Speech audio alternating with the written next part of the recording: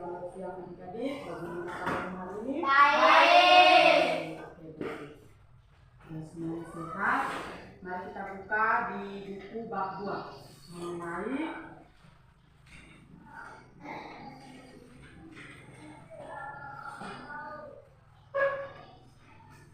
sudah buka bab 2 halaman 21.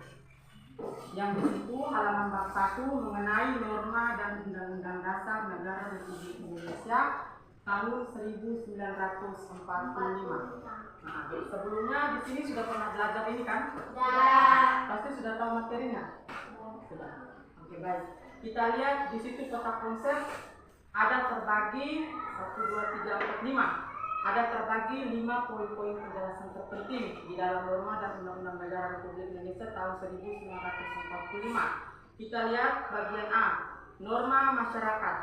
Sebelum saya masuk di penjelasan ini, silakan adik-adik membaca isi teks ketika Amira menggantung sampah. Silakan dibaca. Dibaca silakan.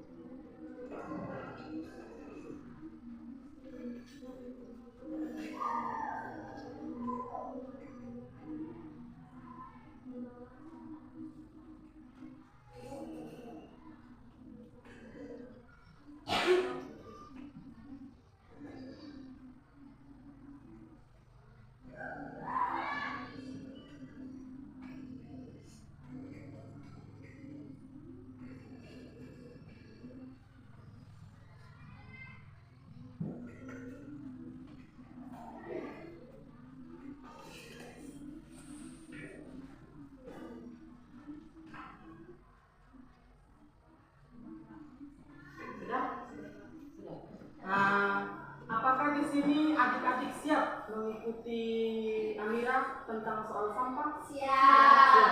Siap membedakan yang mana sampah baik. Oke, baik. Apakah adik-adik di sini siap mengikuti Amira soal sampah? Siap. Siap ya, siap membuang sampah pada tempatnya dan bisa membedakan yang mana sampah basah dan mana yang sampah kering. Ya, bisa kalian bedakan. Sampah basah itu bersifat seperti kayak daun-daunan, ya. Kalau sampah kering itu seperti apa? Seperti plastik yang kalian bawa dari kantin ke lingkungan sekolah itu bisa dibuang pada tempat sampah. Oke, baik. Setelah kalian membaca Amira soal sampah, kita masuk di bagian 1 pengertian norma.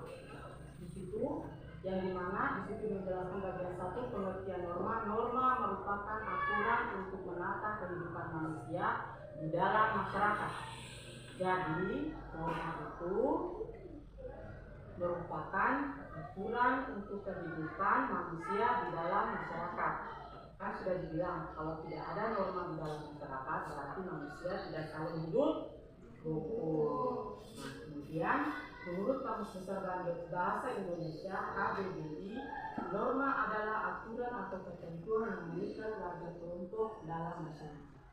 Jadi norma itu merupakan sifat yang mengikat aturan di dalam kehidupan masyarakat. Ya. Kemudian kita masuk di bagian paragraf ke berapa nih? Ketiga ya? Ketiga. Di kehidupan masyarakat, norma bisa berupa aturan yang tertulis maupun tidak tertulis. Jadi, norma saja bersifat tertulis maupun tidak tertulis. Nah, contohnya norma yang tidak tertulis itu seperti dilarang kalian untuk berkelahi, kan? Contoh seperti norma yang tidak tertulis itu seperti yang dikatakan kepada orang tuanya kalian, kan itu merupakan norma tidak tertulis, kan? Biasa kalian diingatkan kalau ke sekolah itu dilarang mengganggu teman, dilarang mengganggu teman, menghormati guru. Nah, itu merupakan norma tidak tertulis. Kalau sedangkan norma yang tertulis itu seperti berupa aturan-aturan yang sudah ditentukan kepada masyarakat. Oke, kita masuk di bagian 2, nilai penting norma. Norma dibuat dengan tujuan untuk menciptakan ketertiban dalam kehidupan bermasyarakat. Jadi sudah dikatakan norma itu dibuat untuk menciptakan suasana tertib di dalam kehidupan bermasyarakat. Kemudian kita lanjut, menurut ahli ilmu sosial Sejono Setanto, pembuatan norma adalah agar hubungan di dalam suatu masyarakat dapat berjalan seperti yang diharapkan. Ketika suasana keluarga serta masyarakat tertib, maka seluruh orang di keluarga maupun masyarakat akan damai. Itu semua merupakan bagian dari pengertian norma dan nilai penting norma. Kita lanjut di bagian 3, jenis norma. Yang di situ secara umum norma di situ jenis-jenis norma dibagi menjadi berapa? 4. Yang pertama ada norma apa? Norma agama, Yang kedua, sosial, yang ketiga, norma sosial, yang keempat, norma hukum. Itu semua merupakan 3 jenis norma yang ada di dalam kehidupan kita sehari-hari. Norma agama, kita lihat norma agama. Norma agama adalah kaidah atau aturan yang bersumber pada hukum agama atau kitab suci yang berasal dari Tuhan yang Maha Esa. Itu merupakan dari norma agama. Kemudian norma sosial. Norma ini berasal dari hati nurani manusia dan kesucian mengajak kita untuk selalu berbuat baik sesuai dengan kata hati. Setiap manusia dikaruniai hati nurani agar dapat membedakan perbuatan yang baik dan buruk. Itu merupakan norma sosial.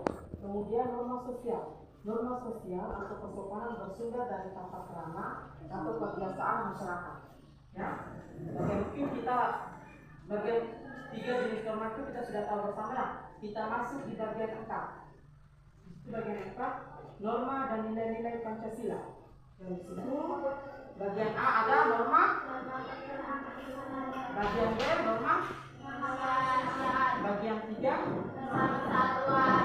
4 norma kerakyatan. dari norma dan nilai-nilai Pancasila. Kemudian kita masuk di bagian B, hak dan kewajiban pada norma. Dan mana di situ ada bagian 1 pengertian hak. Boleh dilihat di garisnya pengertian hak. Ya, pengertian hak. Nah, di situ pengertian hak. Menurut Kamus Besar Bahasa Indonesia, hak artinya milik atau punya. Misalnya, buku ini adalah hak saya karena saya sudah membelinya. Contoh buku yang kalian sudah pegang ini. Buku yang sudah dibagikan sama kalian itu merupakan hak sepenuhnya kalian untuk belajar di rumah maupun di sekolah. Oke, itu merupakan dari pengertian hak. Kemudian pengertian kewajiban. Kewajiban berasal dari kata wajib yang berarti harus. Nah, itu merupakan dari pengertian kewajiban. Kewajiban itu adalah berupa dari kata wajib, artinya wajib yang kalian harus lakukan. Nah, sekarang di sini saya mau kalian silakan mendiskusikan. Naikkan semua bukunya. Ada yang bawa buku? Nah, oke. Naikkan semua bukunya di atas. Bawah? Ada bawah? Nah, naikkan bukunya kalian semua. Kemudian tulislah salah satu hak kalian di rumah. Itu di kelas. Boleh salah satu. Tuliskan salah satu, diskusikan dengan teman sebangkunya kalian. Artinya kalian mendiskusikan dengan teman-teman kalian, menuliskan tentang hak kalian. Contohnya ya. Contoh hak. Di sini ada hak mendapatkan ilmu pengetahuan. Ini contoh.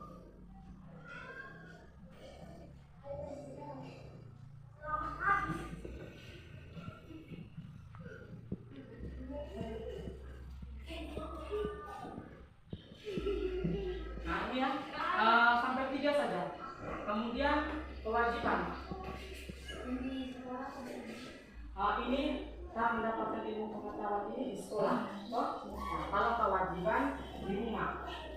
Kewajiban itu seperti apa? Nah, mantap. Kewajiban salah satunya membantu orang tua. Maaf ya kalau bukan saya begini.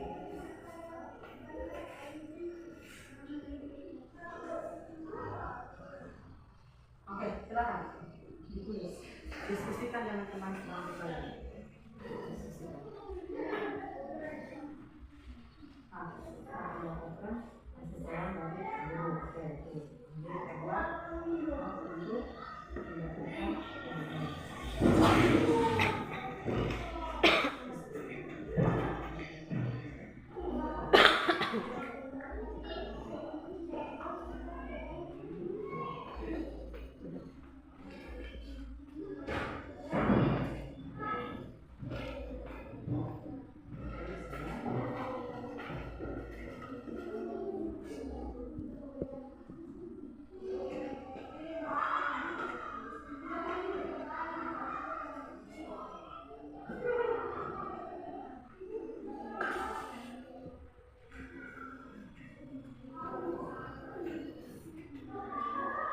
Silakan kalian diskusikan dengan teman sedang kalian.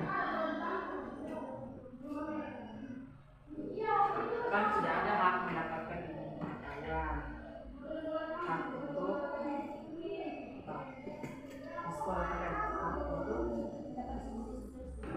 ya apa Mendapatkan fasilitas dari sekolah. ya itu merupakan dari hak. Kemudian kewajiban di rumah. Mengerjakan pekerjaan Ya rumah. betul. Membantu dan menolong. Iya. Mendapatkan kasih sayang dari orang tua. Sudah semua? Sudah. Silakan salah satu kalian membacanya di depan sini.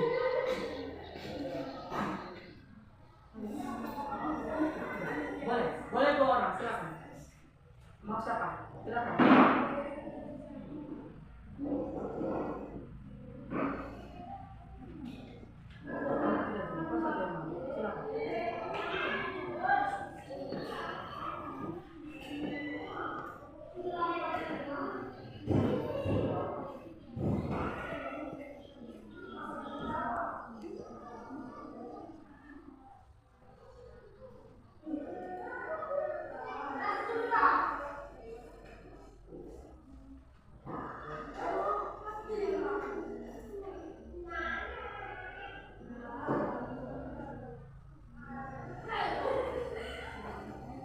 Tiga saja ya, tidak perlu banyak saja. Yang kalian ketahui ada yang kalian ketahui saja dan yang kalian anggap gampang, yang sering kalian lakukan itu yang kalian tuliskan. Hak-hak yang kalian sering lakukan, kewajiban yang kalian lakukan di rumah itu ditulis. Kemudian nanti salah satu dari kalian baca di depan, ya. Jangan takut.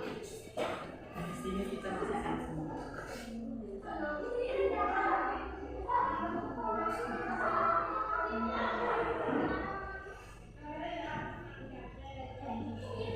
Sudah?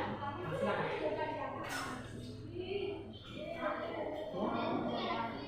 Boleh, itu merupakan kewajiban. Silakan ditulis. Boleh, itu merupakan kewajiban. Ya. Silakan dibaca di depan kelas. Jangan malu. Kita santai saja, anggap saja kita belajar di sini. Hak saya.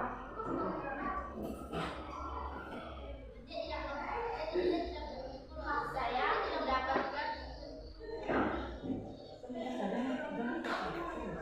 mendapatkan kasih sayang dari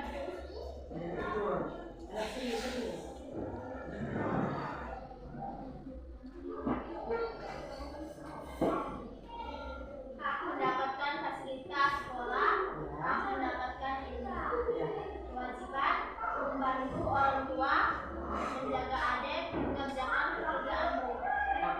Ya, ada yang lain? Oke, terima kasih mantap. Ada yang lain lagi? Mungkin dari kalian, tapi berbeda-beda lah hak dan kewajiban. Nah, silakan dibaca bersama.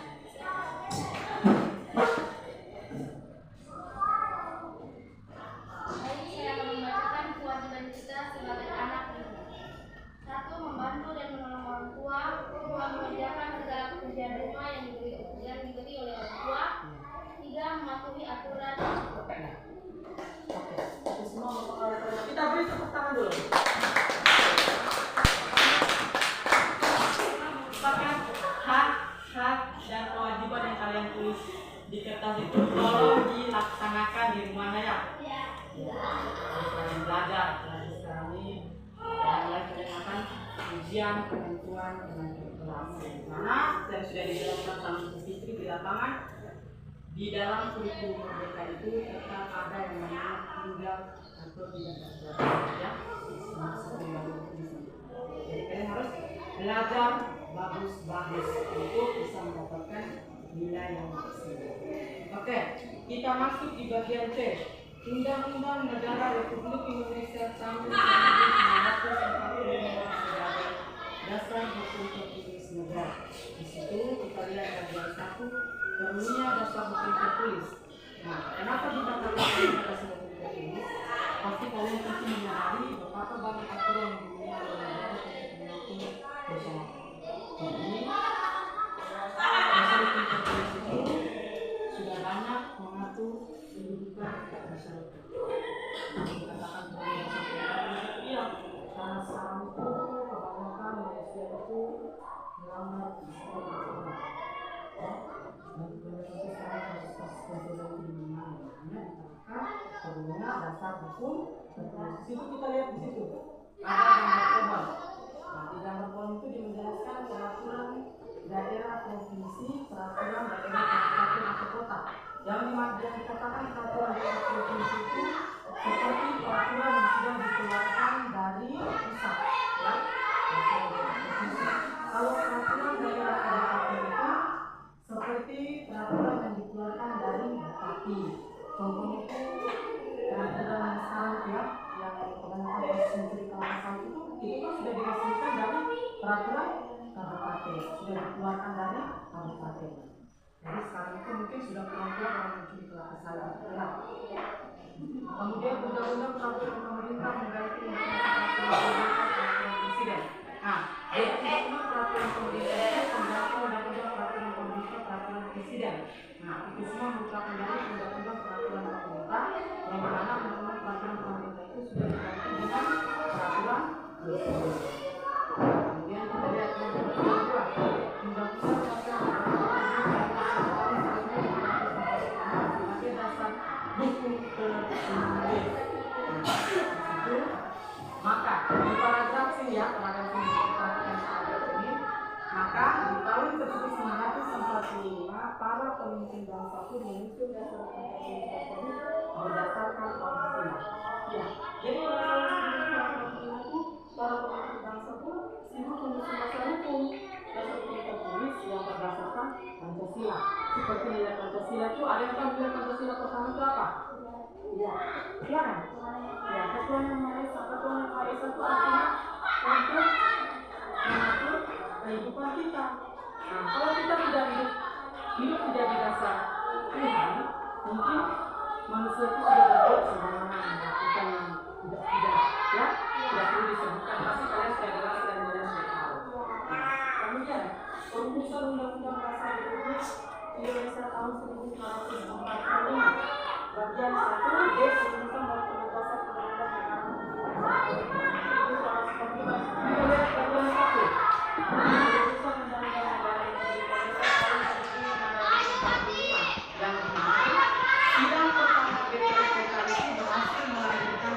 Negara sebagai dasar negara pada tanggal 1 Juli 1945. Dari sidang pertama